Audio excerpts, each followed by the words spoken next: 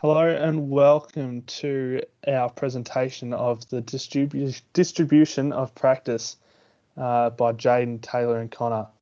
Today we'll be talking about the two different types of practice being massed and distributed. So practice, what is practice? Practice is pretty much the act of rehearsing a skill over and over again.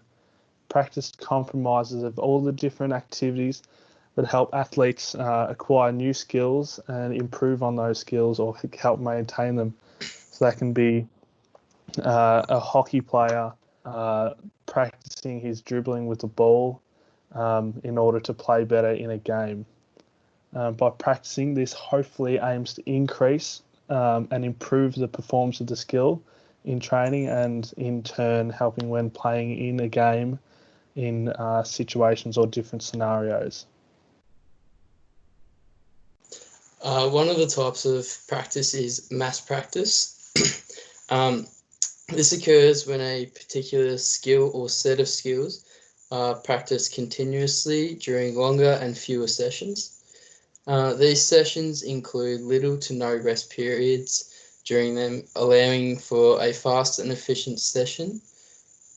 This means like you're working harder for a longer amount of time. You don't have long to stop and think about what you're doing. You sort of have to think on the spot. So, yep.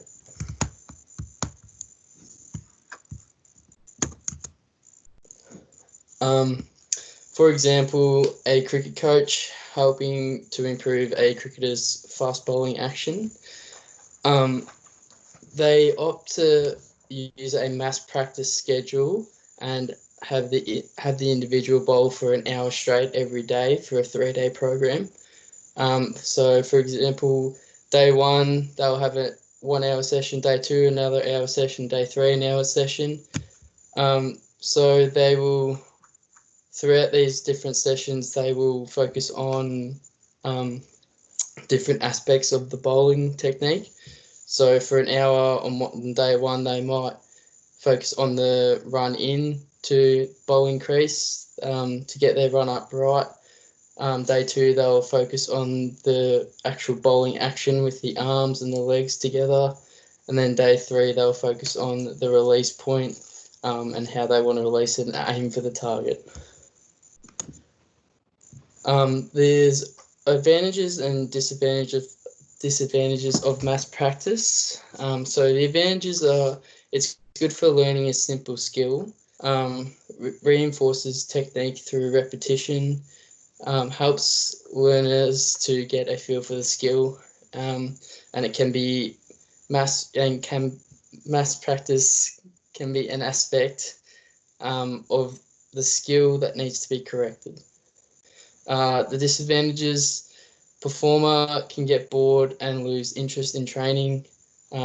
So, for example, if we relate that back to the cricketer, for an hour-long session to focus on one thing, such as the run-up, they'd get quickly bored of that technique and they may lose interest and they won't want to do it the next day, which is why they will change up what they're focusing on each day. It requires a lot of concentration and motivation, and fatigue when a learner practices a skill or a number of skills will most likely occur. So also, if we relate that back to the cricketer, if they're focusing on the approach, the run in, if they're doing that for an hour, they will quickly fatigue because it takes a lot of energy to run in, which obviously isn't ideal for the participant. The next practice that we're going to be talking about is distributed practices. So distributed practice is a technique where the practice of skill or the set of skills occurs throughout multiple short sessions over a long period of time. There is a fair amount of rest time throughout the sessions and in between each sessions. So, for example, the same cricket coach is helping a different fast bowler with their bowling action. By choosing a distributed practice schedule over the 3-day program, they complete 4 15-minute sessions with rest time between each sessions. So day 1 of the session could be the run-up, day 2 could be the skill of throwing the ball, and day 3 could be hitting the target with the ball, but make sure that there's rest in between each sessions. Now, distributed practices has advantages and disadvantages.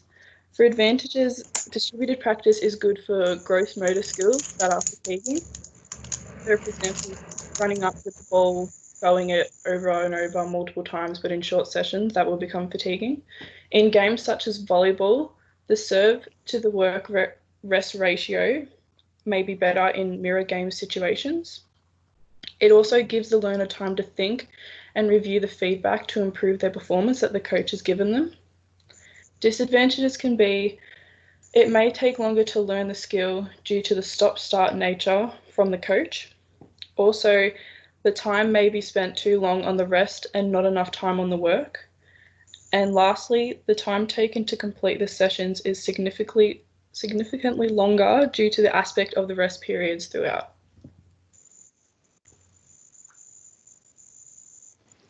So a question many people will be wondering after learning about both of these types of practices is which to implement, which are probably the best to do. So both massed and distributed practice have their advantages and disadvantages for many different reasons, but it all depends on what event or sport that the athlete is participating in as to which practice will be more effective. It's pretty much up to the coach and the athlete to figure out themselves which is going to be better. It was said by Davis in 2000 that it has been suggested that mass practice is preferably for highly skilled or highly motivated athletes. However, distributed practice allows the athlete the opportunity to think about the skill during rest intervals.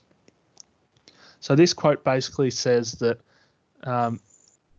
using the massed method, athletes have really got to be switched on to be able to stay motivated and interested in the skill that they're practicing, as it's spending such a long period of time completing the skill over and over without having rest periods.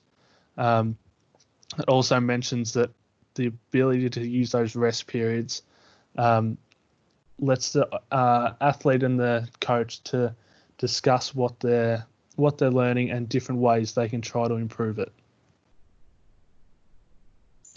While research has shown that most effective practice methods depends on which sport or skill is being executed, so in regard to the example of the cricketer practicing, it is recommended that the coach identifies that the use of the distributed practice method is far more effective, as it is shorter periods of work compared to rest, whereas massed is longer of practicing the same skill, which is a disadvantage because the learner can get very bored and lose concentration and motivation.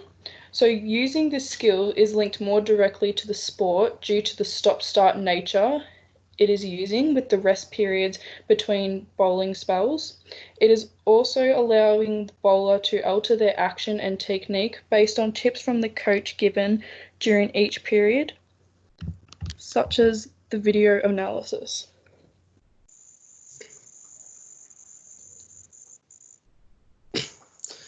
So here we got our own implementation of a practice at home, obviously.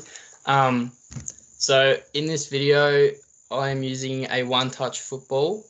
This is a football that it's got a harness connected to it with an elastic band connected to the football as well. So when you kick the ball or handball the ball, it will come back to you. So no matter how hard you kick it, how soft you kick it, it will come back to you at all times. So we'll just have a look at the video now.